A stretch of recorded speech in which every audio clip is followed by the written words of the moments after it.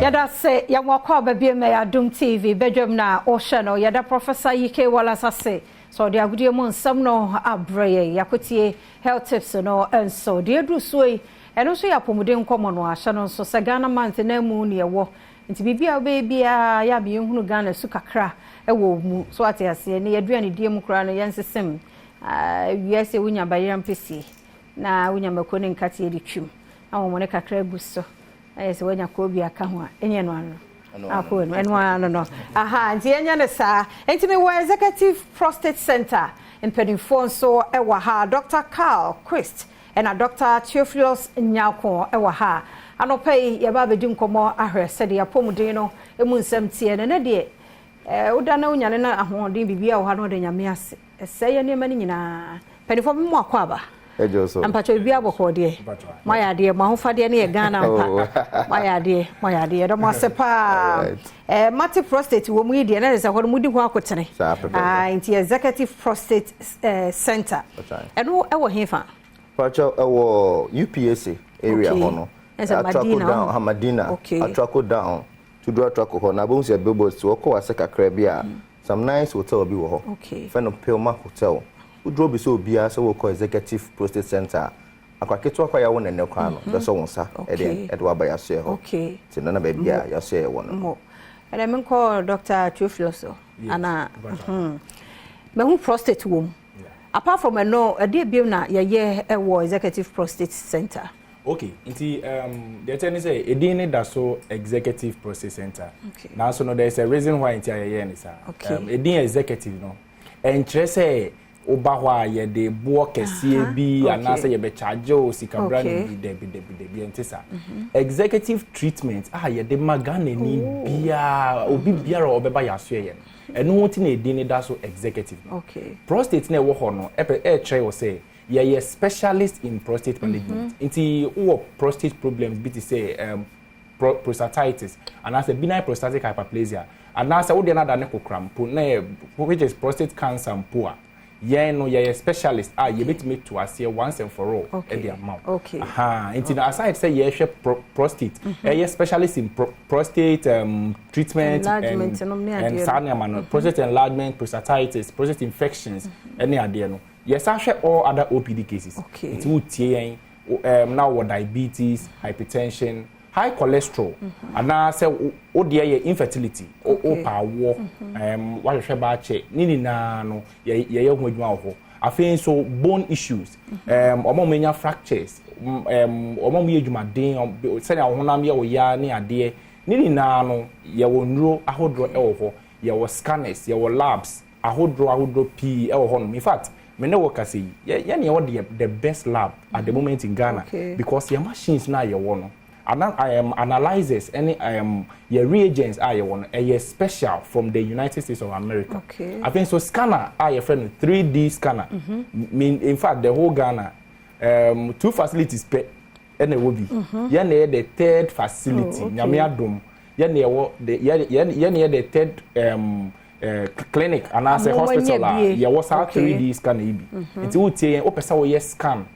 proper pelvic scan, proper abdominal scan. Na eyi organs ni na edi. Send ya Arabia akwakọ hinta o baby no. E betimi adan the dia e wo say oba executive prostate center. Wow. And then yen ka ba ko yen fa topic na mo ye masters in prostate no. Dog kan ho asem kakra kire. Asa na dog Theophilus wo bottoms akese. Ba level na the be try say the be form. Unim say so na yesterday say kan e ka executive prostate center wa kan be brave. Executive me man nya wa say ska kese bi na ye de ye wo ho. Yenim say Ghana economy na ye de ayedin. So the wo bia no fa bra. Ka say prostate na wa asem ye kan so no. Prostate no be ma bia e wo prostate gland ne bi. Obema wo wiase nko ade o prostate ne bedu baabi no ebe ye kese a chense na wo say ye de eye ye tufu say o ye obema mentwema o prostate ne ye de e ho masem wo te ye nkan baba ye check up e wo prostate ne ho na say problem bia wo ho a ye hu nintem asia no aye de amaw oba so na say problem bia ne wo kwa ye ndu e de be ma as prophylaxis bo funu say ye de ma ono na ye siesie ho na problem ne ye de amba o ye obema na wo te ye nka na say prostate ne ho atochima unya so bebre ebi ni se wo joso on tentem sa daytime o anajo mafo koda anajo efa sumie won paso no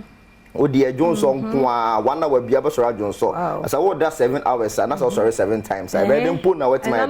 afa adwen osumie so oti yen kana wo yu be man say wo Johnson wo chim bo freka se straining before urination a yes na bia na prostate no ide atochima hwehwe ya chi akwan executive prostate center na ide na bra ya so ye wo Johnson wie na wo feeling say Johnson ni bia ide aka chire bo freka se incomplete bladder empty na wa baby obekọ anase wa so ye executive prostate center ujun so we bo se bu aka moja de edi achi a wa so e executive prostate center mofu bebre e wo problem bi o makọ hospital bebre na friend na so akọ hospital bi ye de to do so ya charge no some amount bi de bi o cost still na the problem say na sitia na tie but we twa scan no ye say size na ba forma na ke se mane enchiro bibi say bibi na e koso 4GB o baby ye say bra ya so ye what to na mo na wunya solution na bra executive prostate center now your bema will put it to how bia no say infections na friend prostatitis say benign prostatic hyperplasia ka say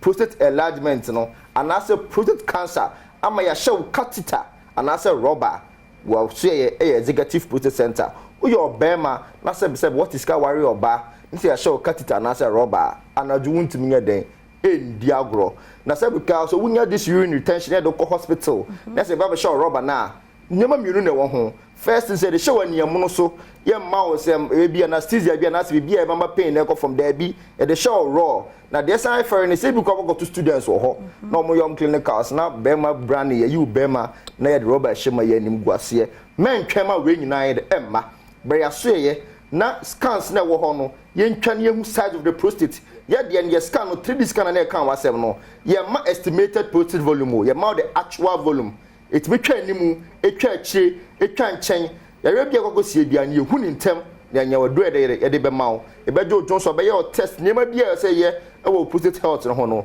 ye be ye de amount counseling na wo hia say be too full e wo adwani die bi lifestyle bia ni na de be mawo e wo executive prostate center ti wo mpere na opeden wachinchina ma still na prostate no be bia danda e se jai na for woni che executive prostate center executive na e kama sem e services na de mema patients na ye treat omo no omo na ma omo de executive treatment enye sika na ye den ye je ho se na esi boss no nya no nko a e da so prostate center but other conditions na ye de ye hwe OPD cases bia diabetes hypertension erectile problems next time e be kama sem be ma na omo kompa so mutimi mo match ni ye no e ma na omo menses ho aba problem na nimi no akoko hia ma want me ma no ebedi hu komo next time say ma doctor ti on fa menfa enuro ye sisi ho imu nti dog we hwe because ye kan mu ye nipa dada ye nimu but bia na ye kan afọ bia ni so bagana bam de ye nim nti ye hu say ye mu a the attorney say yawo system ni mache yawo system ni for over 15 years na the attorney say answer na ye de edro bia beba no ye make sure say ya a lot of research ewo inoni na ho enuti na it taking a very long time asana ye de first and flagship product I friend Ghana Bam e buy no mankasa mo yawo 2020 2019 mo emra covid etc o my way so no FDA approval Ghana Bam as the only Bam ye betimi dey steam inhalation as same way obetimi akọ FDA akọ yes inquiry no o mankasa no mo my authority say yemfa Ghana Bam no emboa Ghana fo na mo fa nya steam inhalation embom ho ban fi covid-19 ejuma Ghana Bam ne guso bone de eguso bo utie ye ho na bebi na ye oya ana sa ho tutu o bones na ye oya sa ne mani ni na bia ho tutu nso tutu ya waba nkofo sasa bro aba nkofo kotodwe nso aba me pa cho hwehwe Ghana Bam ekira kwan na fa twitwi na fa sra ebeboa na yisa how de na e fi o e de amount shepa shepa fa bia e hono yo ya no e bo adwuma pa esa se esisi nti e ya na ya advice say e tie for omom stini bebre what ni ka kra bia activity na no odin nti o tika kra bia na o de afa bebi e ya o ya no ebeboa na ye fi ho de amount ni ho chinyin fa ngosa sa nya sa ano baba bia wanya problem no wo de fa ho ye kwonu madwuma no ano na ehye no ene be bie pause na toko na what's our part no unse se bia odompemu ye o ya ado no ntimi koka dompe na nkasa be se fa wo ho nam nim ano na ehye no be bie fa ne pause na bam net me de awuram akọ site no ti ye fan twini bebre se wakoti nku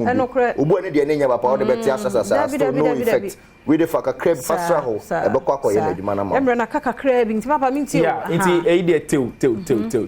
e dry dey obiom na crypto 400 na crypto 400 dey malaria do tata hwe baako a 3-day course a patch se wunya malaria na ye to crypto 400 so obenom no just 3 days anapa ba ko enwe ba ko anapa ba ko enwe ba ko 3 days now malaria a share said the amount ye 204 say a 3-day yare malaria no wenya bra executive prostate center na yenye correct malaria test efamao na yenkyerɛw wo malaria parasite a ɛwɔ wo mogem sɛnea ye treat we na also repeat test na wakasa bo sɛ yendro no ɛbɔ adwuma edro edi obiom no ɛyɛ Ghana man capsules edro Ghana man capsules de mema no adanse ne de ba na guso ba next time yes abeba no we will talk about erectile dysfunction na so ene de ye ka Ghana man capsules ne wasem utie yen wo ye bema ututu enkuma boa obema ne sorry atim keja na asesi ne ti ase anasa obema no say sorry a emunya den a hwehwe edro Ghana man capsules ebebo ebie wuntinim kama e de ama moje de frusani ya ko obema nim ama no ho kani hia ebeboa ama wago pramane so o performance a e wago pramane so na ebeboa na ACP esita e de ama o ye obema wutie yen o pese wo ye test your friend no sperm analysis ni na motility test ni na ne beboa a kyerese wankasa no otutu ebetime kumaboa tutu mrika bra executive prostate center na yemboa ne yefa edro nwanwaso Ghana man capsules ne fa nka ho na beboa na yisa ha no de fi odi amount edro edi obiom ne ye save 500 na save 500 de ye nyina ye nim save 500 kumase ne Ghana bebia no edi a on de ama save 500 ya agenkwa wajenkwa ne wan wajenkwa against infections no eye save 500 utie o battle with infections tutumika we say 500 each kwan nti we nyina no ewo executive prostate center with other drugs ye turn no baby but ye ne so baby hu doctor no adi nkomo hu yare na de baby ewo na nye we nkwa so no market eno ano no mre na so ye da wasi bebre ye da wasi na was screen no ase no nti Mr. Frey Executive Prostate Center it was 0244 727028 0244 727028 then wo munnim komo wo prostate ane nyarewa bia doctors me fa mun si ha ya da se me kwaba wo komo biem so wa kire ye ba ye beto so